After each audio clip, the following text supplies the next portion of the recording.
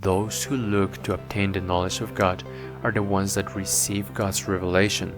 That's why Peter and the apostles didn't have this confusion that the Pharisees did have. These Pharisees that worshipped an infertile God whom they call Hashem or Adonai.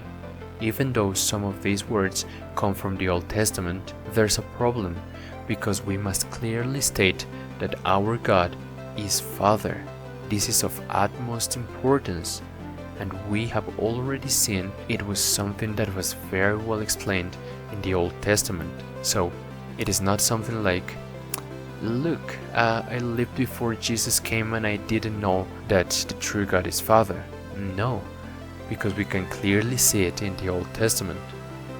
Therefore, the Jews, as they didn't believe in this God Father, but believed in another infertile God that was neither Father nor God, when they found out that Jesus, the Son of God, had come to explain to them that they were worshipping another God which is not God, they couldn't accept the Son of God, because they didn't want to understand that the God they worshipped is Father, and to them that God couldn't be Father.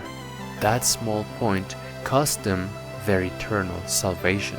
So it is of utmost importance to understand who God is, for especially the Adventists say, look, don't preach this subject about who God is, about the Father and the Son, because that is not, quote, present truth, as they call it.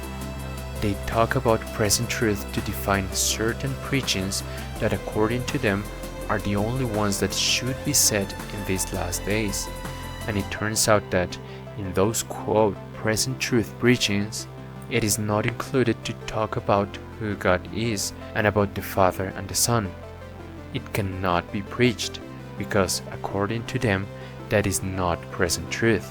Therefore, according to them, it is not important for salvation. And is that right? Isn't that important? Let us see what happened to Jerusalem because of not knowing who God is. They didn't understand that God was Father, and when the Son showed up, then they rejected Him. It is so obvious, my brothers. If you don't know God, it is obvious that something like that will happen to you.